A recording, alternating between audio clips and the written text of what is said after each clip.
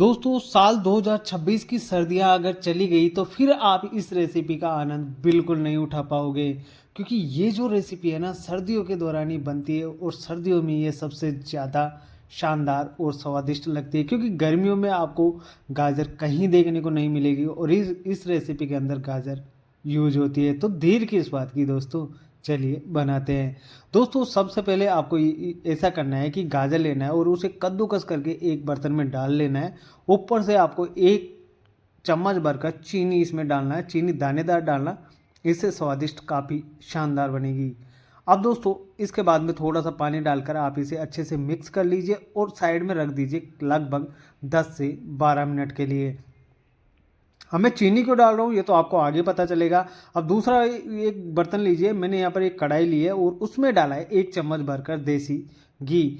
अब घी को मेल्ट होने दीजिए और गैस की फ्लेम आपको यहाँ पर लो रखनी है। उसके बाद में एक कप भरकर आप इसमें मोटी वाली सूजी डाल देना और सूजी को अच्छे से मिक्स करके 2 से 3 मिनट लगातार चलाते रहिएगा, जिससे इसका जो कच्चापन होगा ना वो ख़त्म हो जाएगा और जो मिठाई बनेंगे ना बिल्कुल दानेदार और स्वादिष्ट मिठाई बनकर तैयार होगी।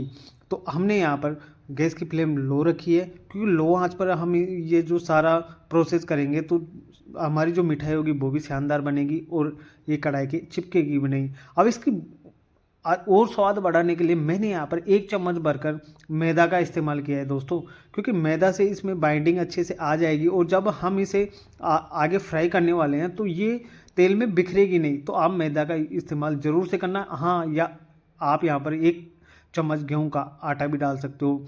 देखिए जो सूजी है बिल्कुल दानेदार और शानदार बनकर यहाँ पर तैयार होगी। अब इसे गैस से नीचे उतार कर एक प्लेट में निकाल लीजिए और उसके बाद में एक चम्मच भरकर आप यहाँ पर देसी घी और डाल दीजिए। ध्यान रखना कुकिंग ऑयल बिल्कुल मत डालना, आप देसी घी का इस्तेमाल यहाँ पर करना, जब भी जो हमारी मिठाई होगी काफ़ी स्वादिष्ट बनेगी। अब देखिए दोस्तों मैंने सूजी के अंदर मैदा डाला तो सूजी बिल्कुल दानेदार सी हो गई और अब इसे बिल्कुल ठंडा होने दीजिए। और जो हमने यहाँ पर कढ़ाई में देसी घी डाला था एक चम्मच, उसमें आप एक कप भरकर डेसिकेटेड कोकोनट पाउडर डाल दीजिए। अब ध्यान रखना दोस्तों, जो प्रोसेस मैं बता रहा हूँ वो ऐसा का ऐसा प्रोसेस करना, जब भी जाके मिठाई जो शानदार बनेगी, टेस्ट इसका काफ़ी लाजवाब आएगा। अब कोकोनट पाउडर को भी अच्छे से भून लीजिए और जो हमने यहाँ पर गाजर भिगो कर रखी थी वो वाली गाजर का बिल्कुल आप पानी निचोड़ लीजिए, भी इसमें बिल्कुल भी पानी नहीं रहना चाहिए। और एक कप भरकर आप जो हमने कोकोनट पाउडर डाला था बस उसके अंदर आप डाल दीजिए। मैं ऐसा क्यों कर रहा हूँ ये तो आपको आगे पता चलेगा, लेकिन इसका जो टेस्ट आएगा ना बिल्कुल शानदार टेस्ट आने वाला है और आप गाजर का हलवा खाना छोड़ दोगे, इस बात की पूरी पूरी गारंटी है।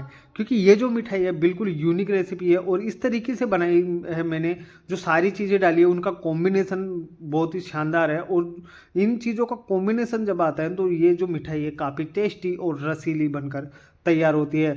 तो जो हमने कढ़ाई में कोकोनट पाउडर डाला था उसमें एक गाजर डाल दीजिए, उसे 4 से 5 मिनट आपको लो फ्लेम पर अच्छे से भून लेना है, जिससे जो गाजर होगी वो अच्छे से पक जाएगी, अच्छे से भुन जाएगी, तभी तो इसका टेस्ट आपको देखने को मिलेगा। हमने यहाँ पर मीठा बिल्कुल भी यूज नहीं किया है, क्योंकि मीठा हम आगे यूज करने वाले हैं। सबसे पहले आप जो गाजर है और डेसिकेटेड कोकोनट पाउडर है सबको अच्छे से भून लीजिए, 4 से 5 मिनट लगेगा आपको इसमें भुनने के लिए।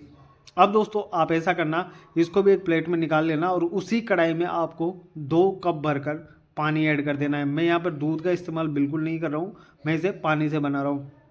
मैंने यहाँ पर 2 कप पानी इसमें डाल दिया। अब देखिए दोस्तों गाजर इतनी शानदार दिखाई दे रही है कि आपको ऐसा लगेगा कि हमने हलवा बनाकर यहाँ पर तैयार किया था, लेकिन हलवा नहीं है।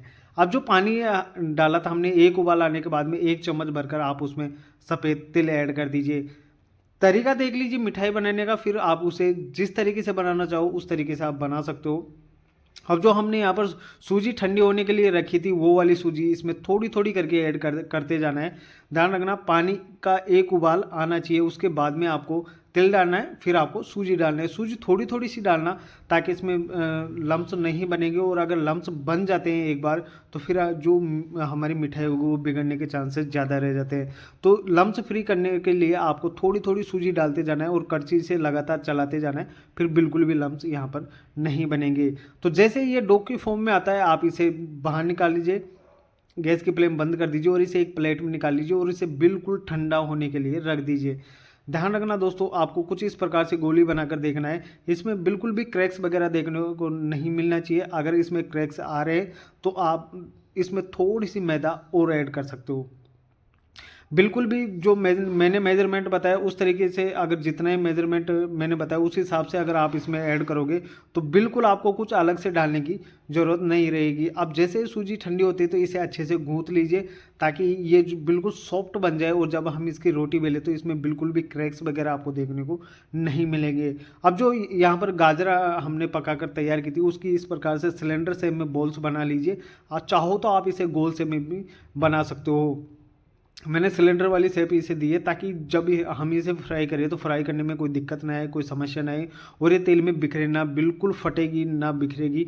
काफ़ी शानदार और स्वादिष्ट ये रेसिपी बनकर तैयार होती है। दोस्तों यहाँ तक प्रोसेस आपको बिल्कुल अच्छे से समझ आ गया होगा।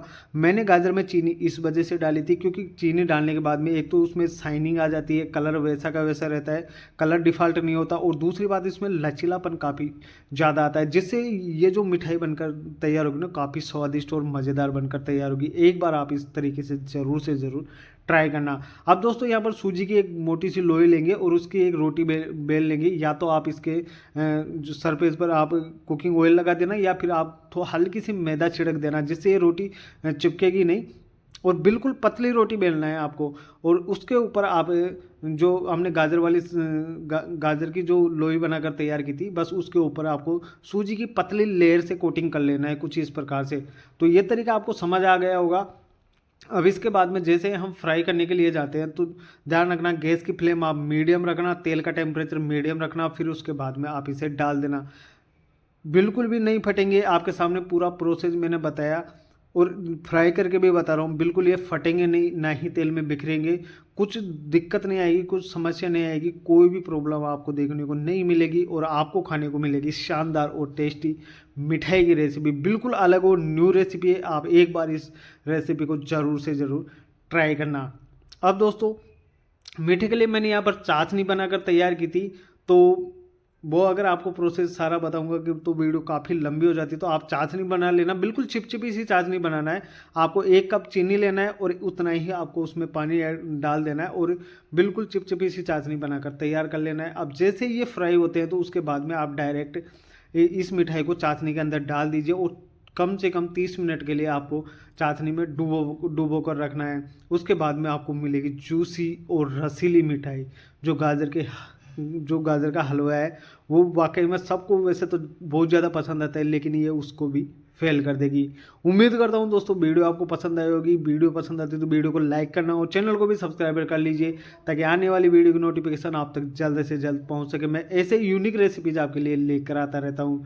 दोस्तों ये तरीका आपको बहुत ही ज़्यादा पसंद आया होगा। इस तरीके का एक बार इस्तेमाल करना, टेस्ट इसका वाकई में काफ़ी लाजवाब देखने को मिलता है। तो दोस्तों मिलते हैं नेक्स्ट वीडियो में, तब तक के लिए आप इस रेसिपी को एंजॉय कीजिए, मज़ेदार रेसिपी है।